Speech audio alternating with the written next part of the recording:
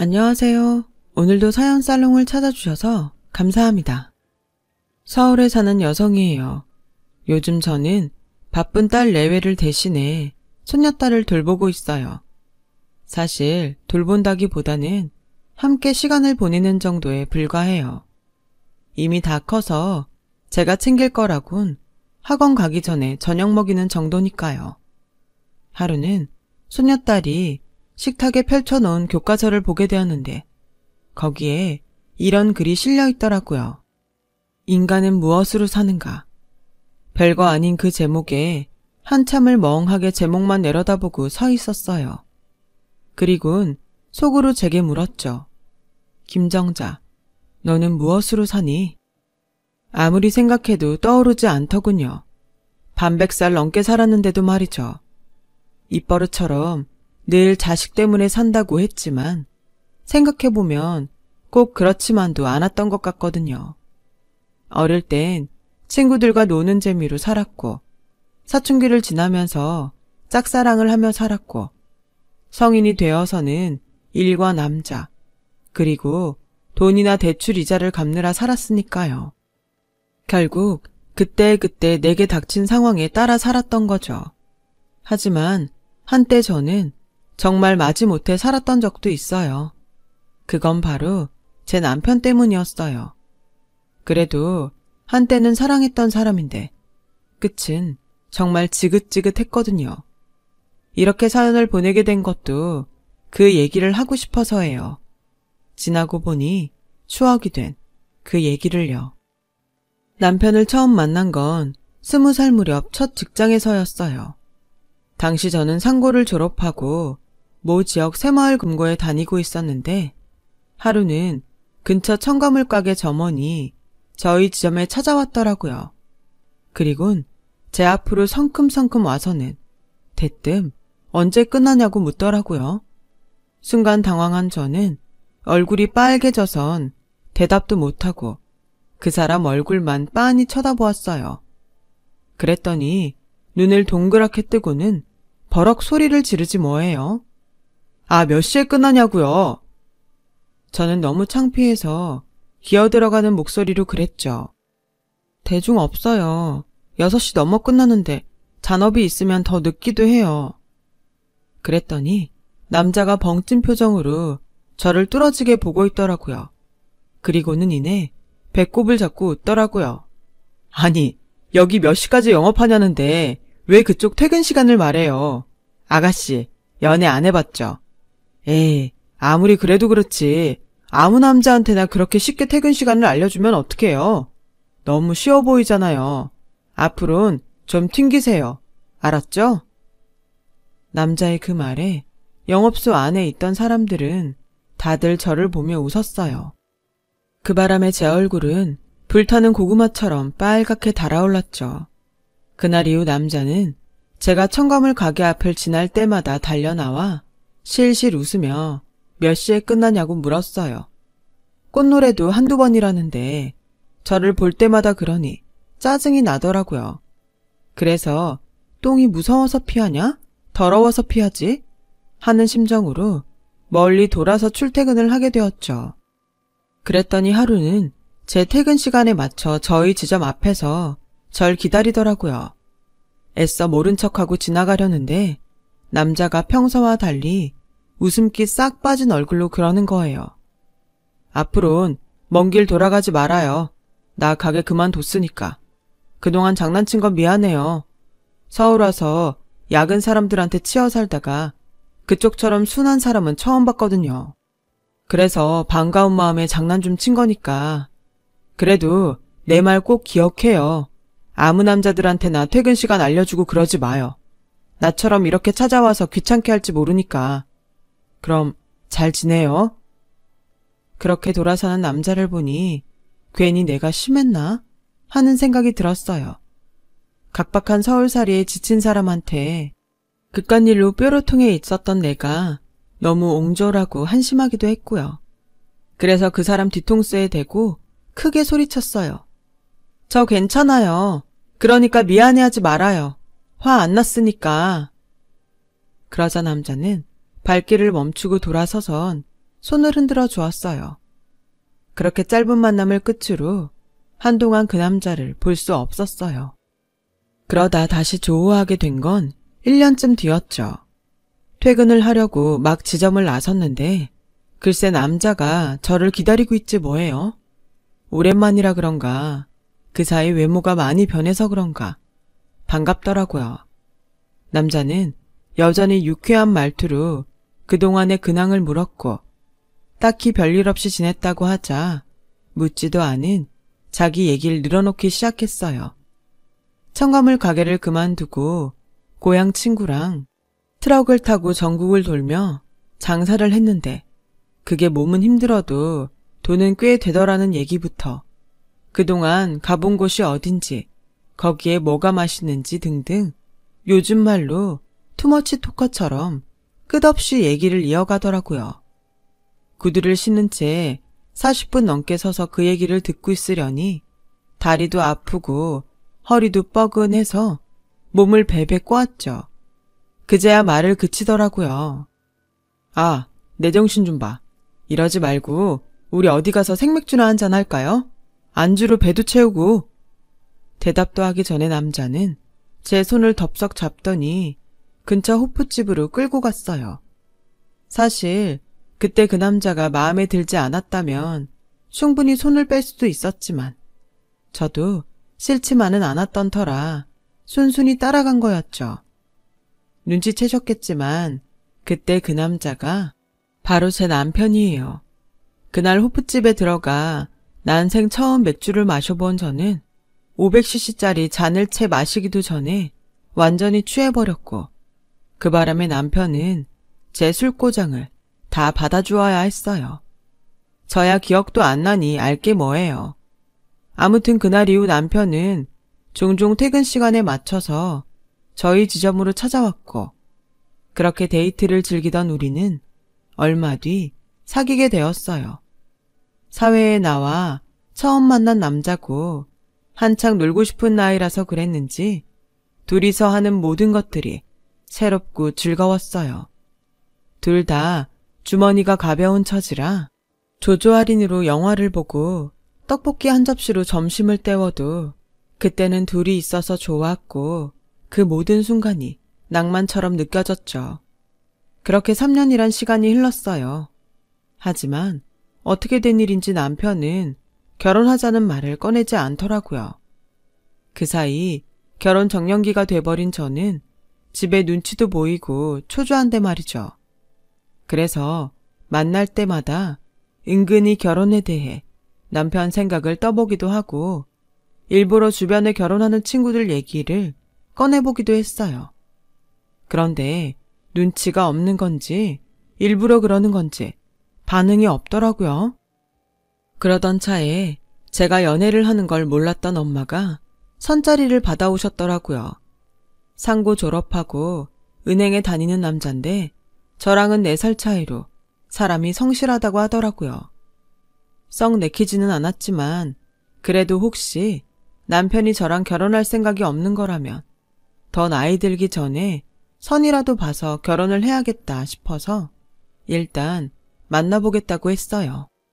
그리고 남편한테 그 얘기를 했죠. 보험 든다 셈 치고 선보기로 했어. 자기는 어떻게 생각해? 나 이대로 선 봐서 결혼해? 남편은 여전히 아무 말도 없었어요. 그래서 이 남자와는 이걸로 끝이다 생각하고 선자리에 나갔어요. 그런데 상대 남자가 너무 별론 거예요. 누가 은행원 아니랄까봐 하나부터 10까지 돈돈거리더라고요.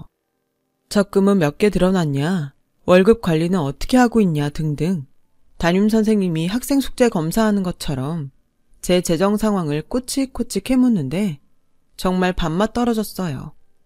지금이야 그런 사람이 계획성 있고 성실하게 보이지만 그땐 제가 나이도 어렸고 경제관념이 없는 남자랑 오래 만나다 보니 저 역시 비슷했거든요. 그래서 하프만 하다 들어왔어요. 집에 돌아와 보니 그 사이 맞선 본 남자 쪽에서 연락이 왔었는지 엄마가 득달같이 달려들어 제 등짝을 한 대 치더라고요. 아휴, 이 정신 빠진 년아. 밤에 뭐하고 선제래에 나가 하품이나 쩍쩍 하다 와. 네가 제정신이야? 부모 망신을 시켜도 유분수지. 그리고 그동안 벌어서 뭐에다 썼어? 맞선 본 남자가 그랬다더라. 나이도 먹을 만큼 먹은 여자가 어쩜 그렇게 경제관념이 없냐고. 너랑 살다가는 100년이 지나도 내 집 마련은 꿈도 못 꾸겠다더라. 아우, 정신 빠진 년. 저도 나름 은행권에서 일하는 사람인데 적금 몇 개 안 가지고 있겠어요. 그냥 그 남자가 하도 취조하듯 꼬치꼬치 캐물으니까 대충 없다고 해버린 거였죠. 엄마는 그런 내막도 모르면서 제가 정신없이 사는 줄로만 아셨어요. 그러거나 말거나 제 머릿속은 온통 결혼에 관심 없는 남편 생각뿐이었어요. 이 남자랑 정말 헤어져야 하나? 아니면 딱 부러지게 결혼하자고 먼저 말을 꺼내야 하나 하고 말이죠. 그래서 결판을 내려 만나자고 했어요. 하지만 막상 남편 앞에 서니 입이 떨어지질 않더라고요. 사랑을 구걸하는 것 같기도 하고 결혼 못해 안달난 여자처럼 보일 것 같았거든요. 그래서 찬물만 연거푸 3컵이나 마시고 있는데 남편이 불쑥 제 앞에 통장을 내미는 거예요. 그동안 모은 돈이야. 적금 만기 되면 그때 청혼하려고 했는데 아무래도 그때까지 못 기다릴 것 같아서. 그래서 말인데 월세방에 시작해도 괜찮다면 나랑 결혼해 줄래? 손에 물 안 묻히게 해주겠다는 말은 못해. 알다시피 우리 집 사정도 그렇고 내 벌이도 뻔하잖아. 몇 년은 같이 죽어라 벌어야 남들처럼 살 수 있을 거야. 아니, 어쩌면 그렇게 노력해도 남들처럼 못 살지도 몰라. 그래서 드라마 주인공처럼 너한테 나보다 나은 남자 만나라고 멋지게 말해주고 싶지만 그건 안 되겠더라. 난 너 없이는 못 살겠거든. 그동안 결혼에 대해 아무 생각 없이 사는 줄 알았던 남편의 고백에 저는 가슴이 뭉클했어요. 비록 통장에 든 돈은 월세방 보증금도 간당간당한 그런 수준이었지만 이 남자의 진심만큼은 수억이 든 통장보다 든든했거든요. 그렇게 우리는 어렵게 서로의 진심을 확인하곤 결혼을 하게 되었어요. 양쪽 집 모두 워낙 없는 처지에 하는 결혼이라 어지간한 건 생략하고 식만 간단히 올린 채 살게 되었죠. 어느 시인의 시구절처럼 우리 부부는 가끔 전기가 나가도 좋았어요. 서로의 허물을 사랑으로 꿰맸으니까요. 하지만 첫 애가 태어난 이후에도 각박한 현실은 우리 부부의 삶에 불안당처럼 들이닥치기 일쑤였고 그 빈도가 잦아질수록 서로에 대한 사랑도 조금씩 식어가더라고요. 사람들 말처럼 자식 때문에 살다가 때로는 의리로 살게 되었죠. 그런데 그 의리마저 끊어져 버리게 된 거예요. 툭하면 일을 그만두고 사업을 한다고 밖으로 돌던 남편이 투자를 하겠다는 젊은 과부와 바람이 나고 말았거든요. 말로는 투자를 받기 위해 각별히 지낸 정도일 뿐 남녀 간의 정은 통하지 않았다고 했지만 몸만 안 섞었을 뿐이지 마음이 그쪽으로 가버린 남편을 어떻게 믿고 살겠어요. 그래서 이혼을 하자고 했더니 오히려 자기가 큰 소리를 치지 뭐예요. 이혼? 말 같지 않은 소리 하고 있네. 막말로 내가 밖에서 살림을 차렸냐? 여자랑 잠자리를 하고 다녔냐? 길 가는 사람을 붙잡고 물어봐라. 이게 이혼 사유가 되는지. 너도 신성일 좋아하잖아. 그런다고 내가 이혼하자든? 이게 다 네가 하는 일 없이 방구석에 앉아있으니까 몸이 편해 그런 거야. 밖에서 뼈 빠지게 일해봐. 너처럼 쓸데없는 의심이나 하게 되나. 잘됐다. 차라리 이참에 수정이 장모님한테 맡기고 다시 일 시작해. 몸이 바쁘면 쓸데없는 생각 따윈 싹 사라질 테니까. 난 어떻게 하면 마누라랑 자식 새끼 안 굶기고 먹여 살릴까 고민인데 별 시답잖은 소리를 다 하고 있어. 몇 달을 가슴앓이하며 거욱 꺼낸 말은 한순간에 할 일 없는 여자의 쓸데없는 생각으로 치부됐어요. 그리고 저는 4살배기 딸아이를 친정에 맡기고 다시 일을 시작하게 되었죠. 하지만 제가 일을 그만두고 육아에 빠져 사는 동안 세상은 변했고 절 다시 받아주겠다는 곳은 아무데도 없었어요. 저 같은 애엄마를 받아주는 것은 보험사뿐이었죠. 결국 저는 흔히 말하는 보험 아줌마가 되어 난생 처음 세일즈를 하게 되었어요. 시장에서 콩나물 100원어치도 못 깎는 제게 생판 모르는 사람한테 보험을 파는 건 너무 어려운 일이었어요.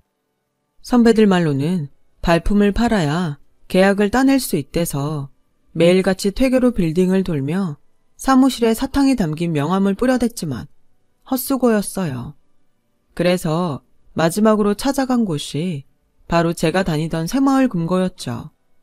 친하게 지냈던 언니들은 이미 퇴사를 한 지 오래였고 남자 직원들만 몇 명 남아있더라고요. 그중 저를 예뻐해 주셨던 과장님이 오죽하면 여기까지 찾아왔겠냐며 보험을 하나 들어주셔서 첫 실적을 올릴 수 있었어요. 그런데 계약서에 사인을 하면서 그러시더라고요. 벌써 네가 3번째다. 여기 그만두고 시집간 여직원들은 왜 하나같이 보험 아줌마가 돼서 찾아오는 건지. 너는 다를 줄 알았는데. 아무튼 내가 도와줄 수 있는 건 여기까지다. 그 말을 듣고 지점을 나서는데 그렇게 눈물이 나더라고요. 저도 보험 하나 팔겠다고 전 직장까지 동료 찾아가는 거 죽기만큼 싫었어요. 그래도 어쩌겠어요. 이렇게라도 실적을 내지 않으면 유일하게 나를 받아주었던 보험사에서조차 일할 수 없는걸요. 그래서 이를 악물고 오늘을 잊지 말자 생각했어요. 그리곤 독하게 마음 먹고 보험 상품을 팔러 다녔어요. 하지만 마음만 다잡는다고 하루아침에 실적이 오르지는 않았어요. 그런 제 모습을 지켜본 15년 베테랑 선배가 하루는 머리를 하러 가자며 저를 데리고 동네 미용실로 갔어요. 처음엔 선배 단골 미용실인 줄 알고 갔는데 알고 보니 선배도 처음 가는 곳이더라고요. 동네 아주머니들의 사랑방 같은 그곳에선 자잘한 동네 소문부터 경조사, 사건 사고 소식까지 끊이지 않고 들리더라고요. 그때였죠. 선배가 제 귀에 속삭였어요. 아줌마만큼 정보력이 뛰어난 사람도 없어. 얘기 잘 듣고 있다가 적절한 순간에 끼어들어야 돼. 저기 노란 티셔츠 아줌마 있지? 듣자 하니 남편이 빙판길에 넘어져 다리를 다쳤다고 하니까 가서 상해 보험 한번 팔아봐. 선배의 코치대로 저는 노란 티셔츠 아줌마한테 가서 말을 걸었어요. 하지만 선뜻 보험 얘기를 꺼낼 수가 없더라고요. 그래서 아줌마 수다만 조용히 듣고 있었는데 갑자기 선배가 다가와 그러는 거예요. 아저씨가 다리 골절로 입원했다면서요? 큰일 날 뻔했네요. 그래도 다행이네. 입원비 특약까지 들었을 테니. 그래도 일당은 빠졌을 거 아니에요. 그랬더니 노란 티셔츠 아줌마가 자긴 보험을 든 게 없어서 생돈만 깨졌다고 하더라고요. 어머, 상해보험도 없어요? 에이, 나이 들면 병원 갈 일 천진데 보험 없이 어쩌려고요. 난 이희한테 보험 들어놓은 게 있어서 팔 골절됐을 때 치료비며 약값까지 죄다 공짜였는데 이참에 들어놔요. 이 언니가 아주 잘해주더라고요. 그리고는 저를 아주머니 쪽으로 쏙 밀어넣어 주었어요.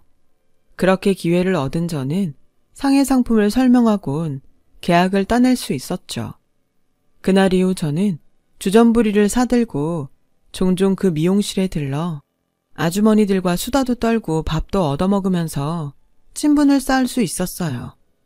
동네 사랑방이다 보니 누구한테 어떤 보험이 필요한지 알게 됐고 아줌마들 도움을 받아 사돈 내 팔촌까지 소개를 받을 수 있었어요.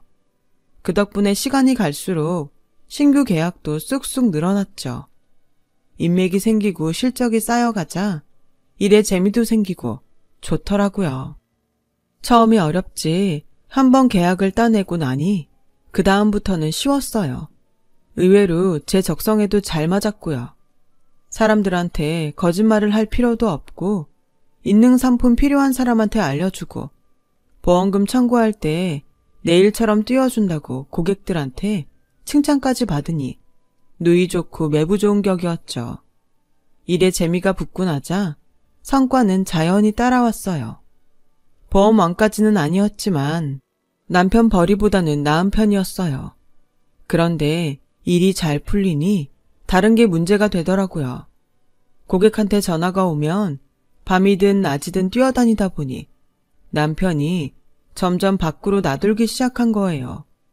그러다 언제부턴가는 외박도 잦고 급기야 안 들어오는 날이 많았어요. 본격적으로 두 집 살림이 시작된 거였죠. 그걸 몰랐던 저는 근무지가 지방이라 한 달에 한 번 정도 올 수 있다는 남편의 말을 철석같이 믿었네요. 그 일이 있기 전까지는요. 그날은 제 고객이 사촌 언니를 소개해 주겠대서 계약을 따내러 장흥까지 차를 몰고 나갔어요. 약속 장소인 찻집에 도착해 막 문을 열었는데 글쎄 안에서 제 남편 목소리가 들리지 뭐예요. 너무 똑같아서 신기한 마음에 어떻게 생긴 사람이길래 목소리가 똑같은가 보려고 안쪽으로 고개를 들이밀었는데 맙소사, 진짜 제 남편인 거예요. 지방에 있어서 집에도 한 달에 한 번 올까 말까인 사람이 말이죠. 그런데 남편 옆에 여자가 있지 뭐예요. 두 사람은 꽤나 다정한 모습으로 서로의 어깨와 허리에 손을 두르고 있더라고요. 누가 봐도 사귀는 사이 같았어요. 기가 막혀서 어리 나간 상태로 두 사람을 쳐다보고 있었는데 때마침 저를 발견한 남편이 고개를 휙 돌리곤 여자를 데리고 후다닥 밖으로 나가더라고요. 남편을 따라가려는데 하필 그때 소개받기로 한 고객의 사촌 언니가 가게로 들어오는 바람에 저는 남편을 놓치고 말았어요. 제가 밖으로 나왔을 땐 이미 떠나고 난 다음이었죠. 무슨 정신으로 계약을 따냈는지 모를 정도로 제 머릿속엔 남편과 내연녀의 다정한 모습만 가득했어요. 집으로 돌아온 저는 남편한테 집으로 오라고 문자를 남겼어요. 그러자 밤 12시가 다 돼서야 남편은 술에 취해 집에 왔더라고요. 낮에 미래장면을 제게 들키고도 뻔뻔하리만치 당당하게 말이죠. 저는 고3인 딸애가 들을까봐 남편을 방으로 끌고 들어왔어요. 그리고는 이혼 서류를 들이밀었죠. 15년 전엔 증거가 없어서 못했지만 이번에 무슨 일이 있어도 너랑 이혼해야겠어. 그러니까 도장 찍어. 믿을 수 없는 남자와는 한시도 더 살 수 없을 것 같았어요. 오래전 남편이 다른 여자한테 마음을 줬을 때는 자식 때문에 참았지만 이제는 자식 보기 창피해서라도 끝내야겠다고 생각했죠. 그런데 이 남자가 뭐라는 줄 아세요? 이혼하는 게 소원이라면 해줄게. 그 전에 당신이 해줘야 할 게 있어. 그동안 내가 사업을 하느라 빚을 진 게 있거든. 그거 갚아주면 내가 바로 이혼해줄게. 뭐라고? 이 미친놈아. 네가 제정신이니? 바람을 피우고도 모자라. 네 빚까지 나더러 갚으라고? 미쳤어? 내가 그런 병신짓을 하게? 잔소리 말고 도장 찍어. 웃기고 있네. 내가 왜 그래야 되는데? 난 이혼할 생각 전혀 없어. 그렇게 원하면 소송이라도 걸든가. 어차피 막 가는 인생 난 잃을 것도 없는 놈이라 두려울 것도 없다. 그러니까 네 마음대로 해. 그리고는 집을 나가버렸어요. 하도 기가 막히고 코가 막혀서 눈물조차 안 나오더라고요. 저런 인간을 남편이라고 믿고 산 내가 한심해 미칠 것 같았어요.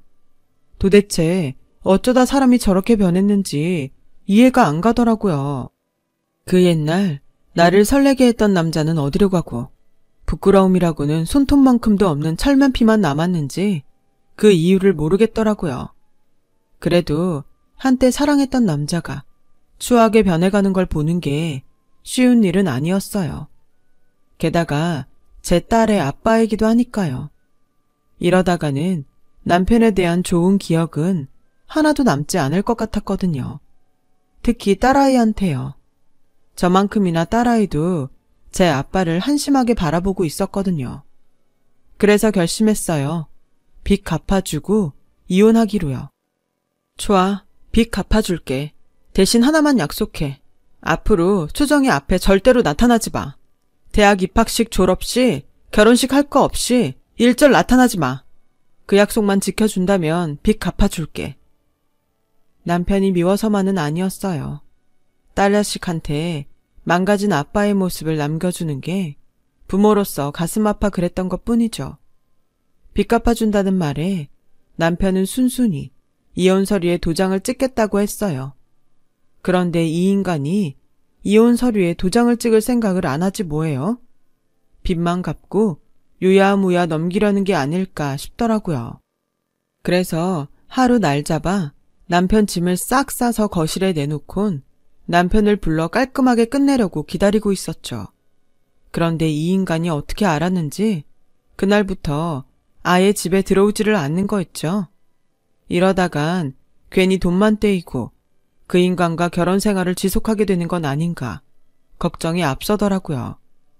그렇게 집을 나간 남편은 딸의 대입 합격 소식이 들리던 날까지도 연락이 없었어요. 그리고 그렇게 시간이 흐르는 사이 딸아이의 대학 입학식이 다가왔죠. 지난 12년간 이날을 위해 고생한 딸을 위해서라도 오늘 하루만큼은 다 잊고 행복한 시간을 보내려고 했어요. 그래서 입학식을 마치고 나와 대학 캠퍼스에서 딸아이와 함께 사진을 찍고 있었어요. 그런데 낯선 번호로 전화가 왔더라고요. 웬 여자였어요. 여자는 차분히 가라앉은 목소리로 제게 남편의 부고를 알려주었어요. 황망하더군요. 불과 몇 달 전까지만 해도 멀쩡하던 사람이 갑자기 세상을 떠났다니 믿을 수가 없었어요. 정신을 가다듬고 딸애와 함께 병원으로 달려가 보니 지난번 남편과 장흥 찻집에 있었던 여자가 저를 맞아주더라고요. 죽는 순간까지 내연녀의 보살핌을 받아갔구나 생각하니 남편에 대한 안타까움보다는 미움이 컸어요. 그런데 그 순간 얼굴이 낯익은 남자가 다가와 여자 곁에 서지 뭐해요? 남편의 고향 친구였어요. 재수씨, 기억 안 나세요? 제 아내예요. 순간 머릿속이 복잡해졌어요. 이 인간이 하다하다 친구 아내와 바람을 핀 건가 생각했거든요. 그런데 그게 아니더라고요. 대장암 말기로 더 이상 손쓸 수가 없게 된 남편은 그동안 고생만 하고 살아온 저한테 병수발까지 맡길 수 없다며 고향에 내려가 요양을 하고 있었던 모양이에요. 친구 내외한테 부탁해 일부러 제가 오해하도록 내연관계인 것처럼 연기를 했던 거죠. 정을 떼어주려고요. 그래야 자신이 세상을 떠나고도 제가 덜 마음 아파할 거라고요. 하지만 제가 이혼을 요구하는 바람에 남편의 계획은 틀어지게 된 거죠. 이혼을 하면 재수씨가 자기 앞으로 들어놓은 보험들, 사망보험금이 형제들한테 가게 될까봐 걱정했어요. 그래서 있지도 않은 빚을 내세워 이혼을 막을 요량이었나 봐요. 그것도 모르고 염치 없는 인간이라고 남편을 미워만 했던 거죠. 젊은 시절에 여자 문제로 재수씨 마음 아프게 했던 게 미안해서 평생 가슴에 맺혀있던 놈이에요. 그놈한테는 재수씨 뿐이었어요. 그건 제가 장담합니다. 자기한테는 과분한 여자라고 늘 입버릇처럼 말했거든요. 하루 종일 보험 팔러 다니느라 발이 퉁퉁 부어있는 재수씨를 볼 때마다 가슴이 아프더래요. 그래서 잠든 재수씨 발을 주무르며 많이 울었다더라고요. 차라리 자기처럼 무능한 남자 말고 다른 남자 만나 결혼했다면 이렇게 고생하진 않았을 거라면서 어찌나 서럽게 울던지. 그 말을 들으니 잊고 지냈던 기억이 떠올랐어요. 그날은 고객과 술자리가 있어서 술을 깨려고 소파에 앉아있다가 잠이 들었는데 잠결에 보니 남편이 제 발을 주무르고 있더라고요. 술도 취한 데다 잠도 덜 깬 상태라서 꿈인가 보다 하고 넘겼더랬죠. 그런데 꿈이 아니었던 모양이에요. 순간 그때 남편 손에서 전해졌던 온기가 세상 그립더군요. 이런 남자를 의심하고 미워했다니. 가슴이 미어지는 것 같았어요. 못 본 사이 많이 수척해진 남편은 거죽만 남은 채 잠들어 있더군요. 그런 남편을 안고 한참을 울었어요. 이 세상에서 가장 나를 행복하게 해주었던 사람이자 내 인생을 가장 불행하게 만들었던 남자와 그렇게 이별을 하게 되었죠. 남편이 세상을 떠난 지도 20년 가까이 흘렀지만 아직도 저는 남편이 그리워요.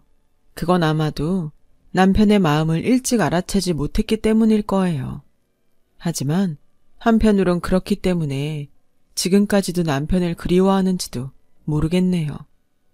그러니 인간은 무엇으로 사냐는 질문에 대해 저는 그리움으로 산다고 대답해야겠어요. 그런 의미에서 오늘은 손녀딸과 함께 남편이 있는 낙골당에 다녀오려고요. 그리운 남편을 만나러요. 제 사연을 들어주셔서 감사드립니다. 마음이 따뜻한 하루 되시길 바랍니다. 여러분, 사연 댓글에 응원과 현명한 조언 부탁드려요. 좋아요와 구독은 저에게 큰 힘이 됩니다. 오늘도 좋은 일 가득하세요.